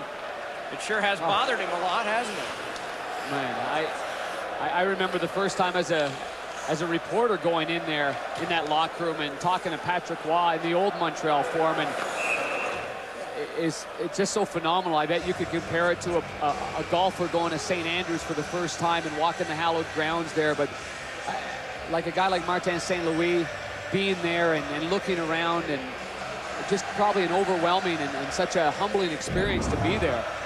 As we take a look again, Richards got nice patience here. He could have made a couple of plays. He waited, and then he knew that Martin St. Louis, who's a left-hand shot, was going to be able to release that puck quickly. If St. Louis is a right-hand shot, Doc, that's going to be a very difficult play, and I bet Richards doesn't even make that play if that was the case. 4-0 Canada. Third period of play, and the experience that Martin St. Louis had going into the Canadiens locker room. Depending on the day that you're here, if you ever decide to visit this city and you want to see that, it is often part of the tour. If you get the tour on a day that there's not a game, where that locker room is in use, and you can go in and kind of drink in all of the history of this glorious team that has the all-time record in the NHL for most Stanley Cups. Ahead with this, a big miss, and Bartexko goes around behind. The way Canada wanted to hit, that's one of the few that they've missed in the last two nights. Goes near St. Louis again, pumped on back. For control by Hannon, flipped it ahead, bunted right down to Richards. Well, you have the feeling that if St. Louis and Richards were on the same expressway, somehow or other, one car's puck would go ahead and would be perfectly on the front tire of the other one, wouldn't it? Oh, something else. Dealt back out to center. Our Stanley Cup final this year was something real special. And you've seen a lot of these players that played against each other in a hard-fought 7-game series, playing and representing your country, or Canada anyway, in this one, and all of a sudden your teammates. So quite a turn of events emotionally, I'm sure, for all these guys. Held around behind and played back further. The prize money for winning this whole thing at the end of the 14th, boy, what a feat for Draper, is $1 million to the winner. And it all goes to hockey associations in their country, as well as charities that they pick out in their country.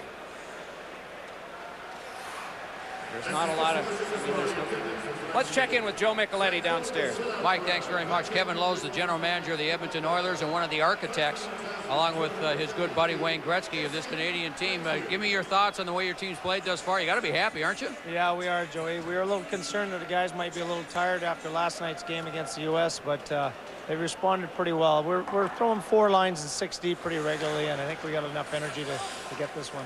I mentioned to Jerome McGinley, you won the gold medal in 2002, but this is a different team. Give me your thoughts as to why you changed this team around and what your thoughts are with this team. Well, our philosophy in 2002 was to take the best Canadians available, and we did the same thing this time around. Even though there are a lot of young players, they're players that have just won a championship in Tampa Bay, for instance. They're the best Canadians. Have they surprised you at all, some of these young guys?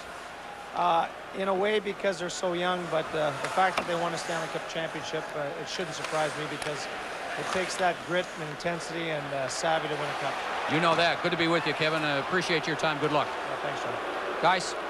Committed to Edmonton. Member of the team in the glory years when championships just seemed to flow like water. And now a part of working with this team, despite the limitations sometimes of budget that Canadian teams have faced more so in the past than in the present. But he has done a marvelous job with the Edmonton Oilers, Kevin Lowe. Don't forget about that Stanley Cup in '94 with the New York Rangers. Aren't forgetting it in New York, coming by with Seabach, but overskated. Given right up again, though, for a feed in front of Brodeur. Save, rebound, they score! Just a giveaway back in the Canadian defensive end, and Brodeur could not stop the second one.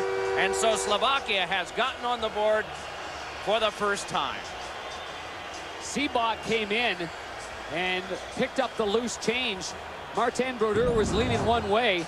And after the Canadian team's Eric Brewer had control of the puck, his backhand attempt went off LeCavalier, and that results in the turnover. And then it was a lucky bounce that went right on the tape to Seaback. You see that Martin Brodeur is leaning one way. Now he's overcommitted to the far side. He's got no chance on this one whatsoever. But it all starts with control of the puck by Brewer and just a misplay right off the skate of LeCavalier, and that's what happens. And the Slovakians, they've worked pretty hard in the offensive zone. That's their 20th shot on goal. They finally beat Martin Brodeur on a broken play. Every clean opportunity they've had, Brodeur's been there. Joseph Stumpel brings it back ahead for Slovakia. Over to Opsud, who played it back in, and Brodeur went out but could not stop it. They've got to be inspired by the Czech Republic's uninspired first two periods, but yet they came back today against Sweden and nearly tied up that game. Of course, Sweden won that game this afternoon 4-3, but you never give up. Momentum can change in a hurry. Well, earlier it was a loss by the Czech Republic in Finland 4-0, and that is a team that has been shaken. They lost their coach, Ivan Hlinka, to an automobile accident in August. Vladimir Rizic has come in to replace him, but this has been very hard for them emotionally, and their performance has just suffered right at the start of games. What a tremendous rally near the end, but it was Tellqvist hanging on in goal for Sweden. Well, how about if you're a change too? Yeah, absolutely. But what if you're a Colorado Avalanche fan and you tune in this afternoon to watch your hero Milan Hajduk? A healthy scratch. Milan Hajduk for Team Czech Republic. You got to be kidding me.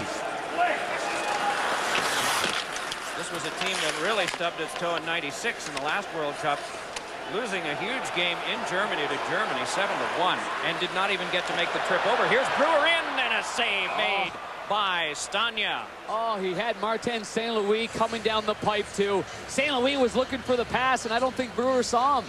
Otherwise, he might have handed it off right there. St. Louis getting better with every shift here, but keep your eye on the right side of the screen, right in the middle on the right. There's St. Louis. He's got that stick ready too. And then you've got Richards to the left of the goaltender. He was wide open as well. So Brewer decided I might as well put the puck on net, see what can happen. And the goaltender Stania makes an easy save. Hannon, a shot that glanced off the linesman. Martin St. Louis, 5'9", 185. And you ask him how many times in his younger years he was told he was too small. I can't even count. In a number of towns. But when he got to the University of Vermont, they saw that this could become a wonderful player. Well, he's not a great little player. He's a great player. And I love that, and hopefully that'll give many more smaller players the opportunity to play in this league. We've got too many great little players that can flat out play, and they need a chance to play. And it's interesting enough, Team Canada has taken, of their 26 players, 24 are major junior A players. Only 2 are collegiate players. Danny Heatley, who's going to get the puck right now, and Martin St. Louis. Here's Heatley walking in, had it knifed off his stick onto the back for a shot that ricocheted down, and Slovakia breaks out. Moving ahead is Radivojevic. Ranko Radivojevic tried to center, and it was just cut right off by Niedermayer, and the flow of the play starts to break down. Nagy just jostled aside. Good defensive work done by Hannon. Dealt back to center, and Heatley. Headman's ahead. LeCavalier looks for Smith. Shoots. Hit the post. Rebound. They score! Ryan Smith, and it's 5-1.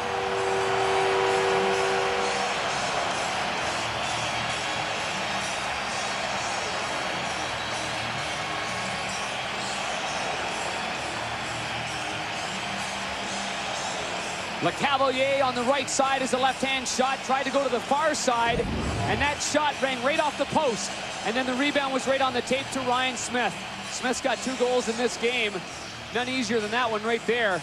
But he drove hard to the net, and that's one of the keys. LeCavalier thought he had Stania beat with this wicked little wrist shot, but instead it hit the post. And an odd man break for Canada results in the 5th goal of the game. Right ahead now for Hossa. So a 4-goal deficit. And you can think back on Slovakia's night. I know we have 12 and a half to go. Yeah. But Canada is not showing that kind of vulnerability. When you think back on their night, you're going to say, we've got great chances. We couldn't get it past the goalie. And that was the way it got set. St. Louis with 1, Smith with 2, Gagne with 1, Thornton with 1, 5-1 in favor of Canada. Toyota World Cup of Hockey tonight from Montreal. Just thrilling cities to see games. Next, it'll be St. Paul, where they haven't had an empty seat for the Wild since they got there. And Toronto. Taken away from Hossa. Brought back ahead by Richards. Well, what will he do this time? Got held up and jostled to the corner by Wisniewski. And it's lobbed for Shatan. Gagne able to take over, though, out of the Philadelphia Flyers. Then it's broken up and lobbed ahead. Dimitra can't get very far as it went by him, and it's Niedermayer. You know, it's been quiet for Slovakia. I was expecting more as Marian Hossa. He's been a quiet player here. They've done a good job on Dimitra, too. They have. I mean, you know, Dimitra, I think, is still at his best as a winger, but he's been moved to center as a member of the St. Louis Blues the last couple of years. They're lacking a crafty, creative centerman to feed the wingers that they have. Marching ahead with this is Gagne. Flung it on to San Luis. Omnipresent. Gets it back again on the flick. Drops it back in for Gagne. To the outside, away from Richards. Kept alive, though, by Hannon. Hannon and Niedermayer, the defense now for Canada. Wisniewski twists it the other way. Second effort, he's able to nudge it ahead. Dimitra sets it up. Brought on now by Marian Gaborik. Gaborik crossing. Got it on for Wisniewski. Slipped away by Niedermayer, and it bounced on behind. What a read that was defensively by Niedermayer. He came right up to the blue line. He took away that lane, and it gave him no time and space to make a play inside the blue line. Last time these two teams met in international competition of meaning, it was at the World Championships this spring, and Canada won 2-1 on a setup by Rob Niedermayer, Scott's brother, who was playing for Canada. Jan Lasik was the goalie. Niedermayer ran into him behind the net. The puck came out in front where it was stashed in. And Slovakia was very unhappy because this was a semifinal match. Canada went on to the gold medal game. Drive is jabbed away by Brodeur and sent ahead to center. Halfway through the third period. 5-1, an impressive night for Canada. Last night a 2-1 win over the United States. The U.S. will be playing Slovakia in a couple of nights, but tomorrow night we'll be playing Russia in St. Paul. Russia's hometown is St. Paul. For this tournament, they're training at the University of Minnesota. Pretty good place to train. Oh, I may have committed a goof. That's in Minneapolis, isn't it? The arena's in St. Paul. That's right. The training, yeah. Well, I better not go there. Knocked away from Radivojevic, and after it now is Smith. Smith crossing, twists a little pass. LeCavalier, dog from behind. Oh, and another artful pass. Nearly got across the way to Danny Heatley, but it's back to center as they're toying with them now. They are. They're making some risky plays. They're having some fun. They're dangling with the puck. Smith's drive deflected away. Stumple jabbed it back ahead. Little hook there, but back it comes off of Hossa. A little jabbing across the way, and coming by was Chara. Oh boy, did he ever jump in there in a hurry. Ahead now is Draper, and a save made by Stanya. And back to center ice taken by Robin Regeer. Jostled away from him. Hossa brings it on. Hossa flips, and that one canceled aside. You look at Hossa and Shatan and some of those players, they're going to like this fire wagon back and forth. It'll be fun for them, too, despite the fact they're down by 4. Yeah, I like the way Chara jumped in there on that little physical altercation on the side. He really sticks up for his teammates. A great team player. Draper then back to the corner, gets it once more. Chris Draper from the Detroit Red Wings. Gives it back over now for Joe Thornton, who had the first goal of this game at 3:02 of the first period. Pass deflected back to center, and Hannon takes over there. 3 of the 5 goals by Canada in the tournament so far have been scored in the first 5 minutes of a period. So if you're playing against them, you prepare for that early onslaught because they are prepared to play. Brought ahead by Gaborik. Rags from one, gives ahead. Dimitra's shot, eaten up by Brodeur. Dealt right back to the wing. That's not going in the net, Doc. Those are not going to go in the net behind Marty Brodeur from that far out. Gagne swings the net. Trickled one in front that bounced off San Luis. Re-grabs and hands to Brewer. Then to Robin Regeer, a wrister, and that one guided away by Stanya. Shots are 30-23 Canada. On to the back now, Robin Regeer once more. Sees Richards roughed up a little bit and moved in, but it's taken over now by Slovakia. A little pass was off the mark for Dimitra by Gaborik, and he comes to the bench for a change in lines. Pass escaped away from Richards and goes back down. Icing touch-up. So it is Ryan Smith with a couple of goals in this contest. His team is way ahead, and even though the crowd is silent right now, they've had a lot to cheer about tonight. 5-1 Canada. Another exciting night for these fans here. They're now doing the waves in the third period. Their team way ahead, 5-1. Well, you know, we expected that it would be difficult for Slovakia in terms of in their zone and the inexperience on their blue line other than Zdeno Chara. And goaltending-wise, the difference in last night's game early on was clearly Robert Esch's brilliant performance. But Stania, who just made that save there, Doc, he had to be good early. They could not afford to be in a deficit by giving up some goals early on and allowing Canada that confidence offensively. So he wasn't able to weather the storm, and unfortunately got better as the game's gone on, but not good enough early on to salvage anything. But I mean, Slovakia, you can't take them lightly. This is a proud group of guys, and they do get their chances. Well, he's up against the biggest offensive arsenal that any of the teams have. Yep. And for him to learn, here's Sakic, a shot that is blocked away by Stania. For him to learn now, there's really no penalty if his team loses, because everyone comes in after the first 3 games. Yeah. All of them come in and are 0-0 the start of that. Mario Lemieux's pretty impressive tonight. So's his team at 5-1.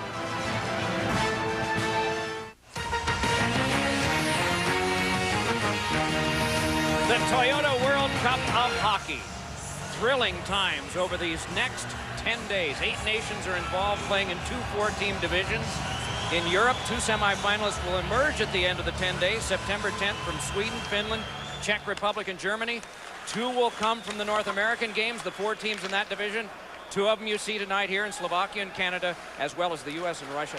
Then the semifinals are held in St. Paul and Toronto, with the final game September 14th in Toronto. Some of the most talented players in the world right now, and they're all going to be seen in these World Cup of Hockey telecasts brought to you by Toyota. It's just a thrill to be a part of it. Absolutely is. Whenever you're part of the best, playing the best, and there's no doubt about it. And Tony Amani was Canada's version of Paul Henderson back in 1972 in the Summit Series. He scored the game-winning goal in 1996 in the best of 3. And boy, was Mike Richter great in that tournament, huh? Mike Richter was the difference in that tournament. Boy, oh boy, he was good. Made the big difference, got the big motorcycle. He sure did, absolutely. The MVP prize. Every game they salute an MVP for both teams. Be hard to choose for Canada tonight. Jerome McGinley, captain of Calgary. Just another one of the great players here tonight. If Calgary wins the Stanley Cup last year, Jerome McGinley would have been that MVP, I'm sure of that. In this hockey game here, he takes a nifty feed from Vincent Lecavalier and doesn't score on the short side. Then a give and go, Mario and Iginla, and a great save by Stania. Keep in mind that give and go with Vincent Lecavalier. Remember the fight that they got in the middle of that series last year? A terrific fight that really changed the momentum, and Jerome got better right after that. And really, Lecavalier went in a bit of a shell, but then Lecavalier got better the last couple of games when Tampa Bay needed it most. Well, in this sport, normally a fight is not for a lifetime. It can be turned around if he becomes a teammate. Here is a shot by Doan, and a rebound that was spiked away from Draper. Chris Draper working now with Thornton, and Doan onto the back it comes for a play to be made around the wall by Brewer. But it's Hossa, and then Draper. Oh, it came right into the glove of Stania, and so with 5:01 to go in the third, 5-1 Canada. Well, coming up on September 7th, you got a Show Your Spirit Day. Wear your favorite team's apparel to work. In exchange, each participant can make a donation of $5 or more to the V Foundation to benefit cancer research. Anyone can participate.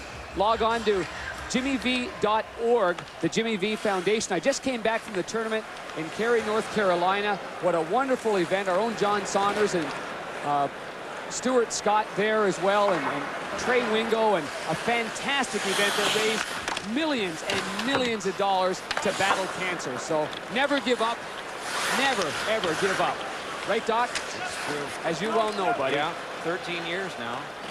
Cary, North Carolina, very close to Raleigh, very close to Ron Francis and all of his teammates with the Carolina Hurricanes. A lot of them there. Jimmy Rutherford was on hand.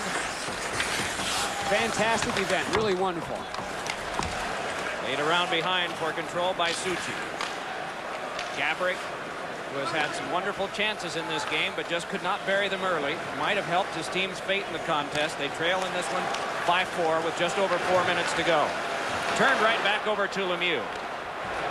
But we do not have the real-time numbers in this tournament that we're used to during the regular season. It's not done during this tournament. But Mario Lemieux's ice time tonight must be double or maybe even double and a half from what he had in the first game. There was a question about whether he would play back-to-back games because sometimes with Pittsburgh he does not. But he's getting more time, more opportunity, and the fans are staying around not only to celebrate Team Canada's performance at the end of this game, but also to see if he can connect on one. And you never know, Doc, with a lockout happening or possibly happening, you know, it may be the last time Montreal fans see Mario Lemieux live and in person.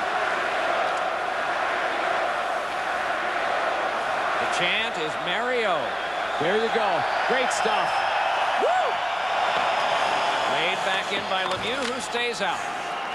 Could not handle that one behind as we're down to the last 3:05. Heatley, LeCavalier. Lemieux has come off. Gets an ovation from the fans just going to the bench. They have a wonderful appreciation for the sport here. Well, Mario played only 10 games last year because of the injury to his hip. But he did play 3 back-to-back games, which of course he's doing tonight. And in those 3 games, he had a goal and 3 assists for 4 points.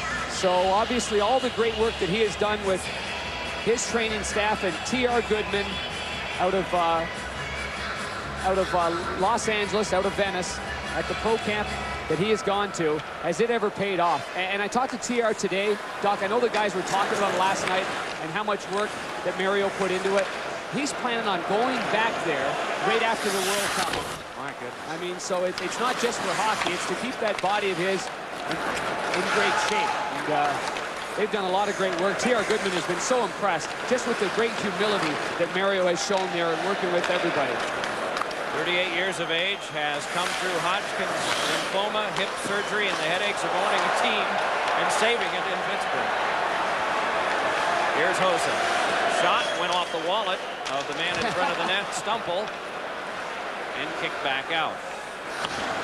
You're right, and the same can be said for some of the other older players that may only have a year left.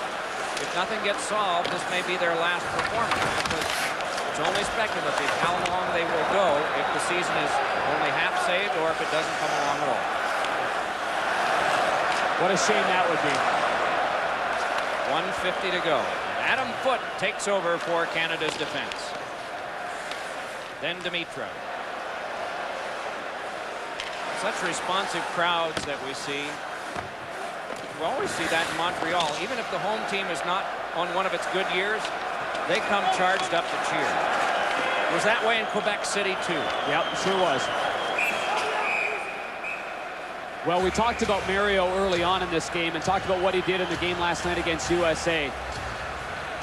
But the young kids that are new to this experience have really come to play, Doc. I mean, between Vincent LeCavalier, who has been tremendous in both games, both physically and offensively and making plays, to obviously a guy like Joe Thornton that started it out, and I thought he had a wonderful game last night against the USA, to guys like Martin St. Louis and Brad Richards. This is an opportunity for the future of Team Canada, and they are thriving.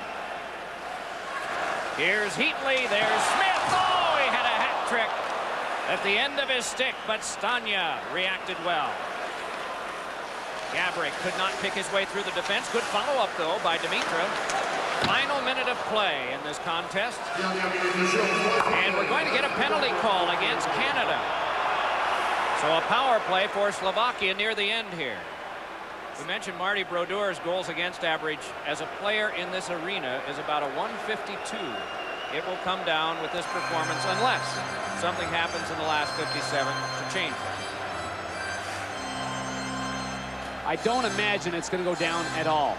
As you see, Ken Hitchcock, one of the coaches there, the same coaching staff that they had in Salt Lake City in their 2002 gold medal game against the USA. Hitchcock, Pat Quinn, Wayne Fleming, Jacques Martin. Nice coaching staff. They have 10 men back from that team. You're allowed a roster of 26. But you can only suit up the normal of an NHL night, 18 skaters and 2 goalkeepers. So you have 6 hungry ones waiting. Yeah, I'm looking forward to USA's performance tomorrow night in front of their home crowd. The people in Minnesota, Minneapolis, St. Paul area are going to get behind them, boy, and that should be a dandy against Russia. Our spies are telling us that Alex Kovalev has been on fire for Russia in the exhibition games. So that will be a challenge, too. Here's Chara with 20 to go. Let's listen to this crowd. They're all standing to applaud perhaps individual players, but a collective effort. They're proud of their team. There may be one last chance. 2 to go. Aginla with a shot held by Stanya. The siren goes, and this one is history.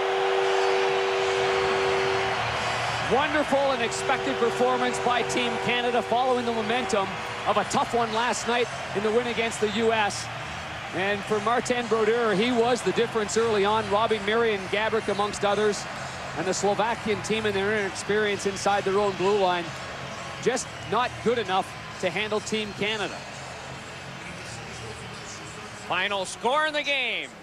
Canada 5, Slovakia 1, played before 21,273 mostly elated fans.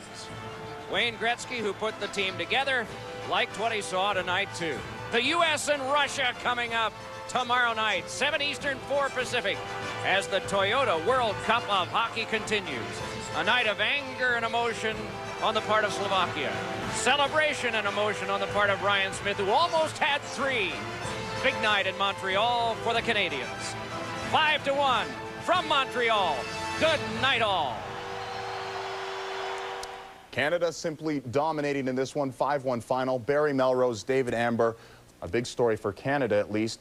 In Montreal tonight, they get the big win, 5-1 over Slovakia. What impressed you most, Barry? The depth of Canada. They got so many weapons. I thought Mario Lemieux was great. I think Canada playing Brodeur tonight against Slovakia showed the respect they have for Slovakia and that they were worried about a letdown in today's game. So I think everything was great for Canada. Again, the depth we talked about, San Luis was great again tonight.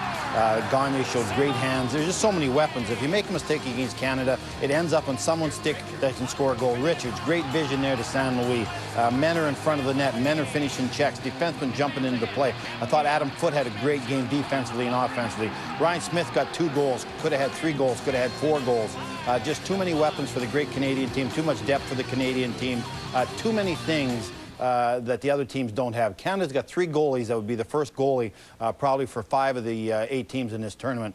Brodeur certainly is the #1. I got to think Luongo or Theodore will get a game in the preliminary round just to make sure another goaltender has played some time. But I thought Lemieux's leadership, I thought the way he played, how hard he played, the intensity he played with is rubbing off on the younger players. And just overall, they're overcoming injuries to Jovanovski, to Blake, to Pronger. The young defense played great. So Canada's just playing so well right now and so confident. Coach, you keep saying the D word, depth. If you look at Slovakia, no Ziggy Palffy, no Michael Handzus, no Peter Bondra. Those 3 combined have scored 896 NHL goals. Is Slovakia in big trouble the rest of this tournament? Yeah, because on the good side, Gaborik was great. He was by far their best player. The bad news is Marian Hossa didn't show up, and I think Marian Hossa is one of the best players in the world. And if Hossa doesn't contribute offensively to this team, they're not going to win. Defensively, they were okay. Canada comes out in that building so fired up. They scored a quick goal against the United States. They scored 2 quick ones tonight against Slovakia. You can't get down to Canada. Then they just go into a defensive game plan waiting for you to make a mistake. But with those injuries to Slovakia, the other guy's got to pick it up. Hossa's got to play better,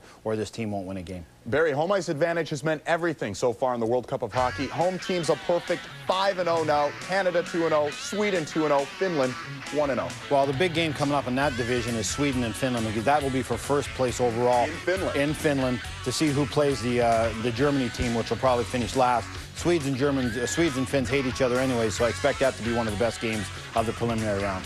Now, the opening game of our doubleheader this afternoon was the Czech Republic taking on Sweden, and early on it was all Sweden. This goal making it 4-0. Well, Sweden looked like the best team in the world for 2 periods. They dominated the Czech team. The Czechs played much better today than in game 1, and they woke up in the 3rd period, completely dominating the 3rd period, made it 4-3. They had the goalie pulled on a power play the last minute of the period. Tellqvist made some good saves during that period of time. He certainly outplayed Salo and looks like he might be the goaltender of record for the rest of Sweden's games. Tommy Salo not not getting the start. Michael Tellqvist, a man who's won a grand total of 6 NHL games, getting the win today for Sweden. This Swedish team, remember, they picked up 3rd in the '96 World Cup, looking very good right now. We can tell you our Joe Micheletti standing by right now with Martin Brodeur. Let's take a listen. Marty Brodeur played back-to-back games for Team Canada. How'd you feel? Felt pretty good, actually. Took the morning off, so I'm used to it. I play a lot in New Jersey, but it's a little early in the season to do it, and I was kind of a little surprised that I got the start, but I was pretty excited also. You know, it's always fun to play around here in Montreal, and you know, it was a good game for us. You got tested early because this team's got some good offensive players up front. Gabrick had some chances in the first. Tell us about some of the saves that you had to make in the first period. Well, you know, I think the main one was probably the one on breakaway when I made a save, and after that, I recovered the rebound also. You know, these guys, that's what they wait for. They wait on their power play and chances like that. So you always have to be careful. You know, defensively, you got to be honest. You can't be cheating offensively because we were getting a lot of chances on these guys, but sometimes it comes back and bite us. But today, I thought we played well, and we took advantage of how well we're playing defensively also. Of course, you were the goaltender for Team Canada when you won the gold in Salt Lake in 2002. Yeah, of that group of defensemen, you had players like Al McInnes and Rob Blake and Chris Pronger, some veteran guys that are not on this team. How does that affect you at all? Well, I think the experience, I think they're getting it right now, playing at a high level. These guys, they've been really good players for the NHL team, and a lot of success in the international hockey with the World Championship. I think Team Canada made sure that these young guys participated in these World Championship and then gained some experience and got some success with winning the last 2 gold medals over there. And so they come here, it's not new for them, you know, and they're playing well, and definitely it's going to get harder and harder, but they're learning, and we're learning to play with each other also. Good playing, Marty. Thanks for the time. Thanks. All right, tomorrow, wall-to-wall action here on ESPN2. Finland and Germany, the puck drops at 1:30. And then check this out, Barry. USA and Russia, 7 p.m., the entree for what should be a feast of hockey. Well, Finland's got to make sure they don't look ahead of Germany in order to play the Swedes, so they got to be ready to play Germany. United States and Russia, it goes back to 1980. I always look forward to these two teams playing each other. What will be the difference in that USA-Russia game tomorrow? Well, the USA had one question mark, and that was answered. Robert Esche played great against Canadians. If you can play great against Canadians, you can play great against anybody. So I think the United States feel really good about the way they played against Canada and really good about Robert Esche. The Russians on the other side of the coin, you do not know what you're going to get out of this team. A lot of Russian players did not want to come and play for this team. They do not believe in the sports federation, the hockey federation in Russia. A lot of problems internally on this team. You got Ovechkin, the first pick overall on the team. You've got Kovalchuk, one of the great young forwards in the world on this team. You've got Kovalev, one of the great offensive players in the world on this team. The Russians are as good as anybody, but they haven't played with a lot of heart the last few international tournaments, and they haven't been a cohesive unit the last couple of times they played in international tournaments. And Barry, another note to pass along today, the NHL and the NHL Players Association meeting for the second straight day in Montreal. Lengthy meetings for the second straight day. They will meet again tomorrow. Maybe that's a good sign. Maybe it is a great sign. It's a great sign they're talking, so that's always good. They are talking, and we will be seeing you again for a double dip tomorrow. Hope you're enjoying the World Cup of Hockey. This was day 3. It was a busy one. Canada, a perfect 2-0. Baseball coming your way, Dodgers and Diamondbacks. Some of you, NFL Live, enjoy SportsCenter at 11 Eastern on ESPN.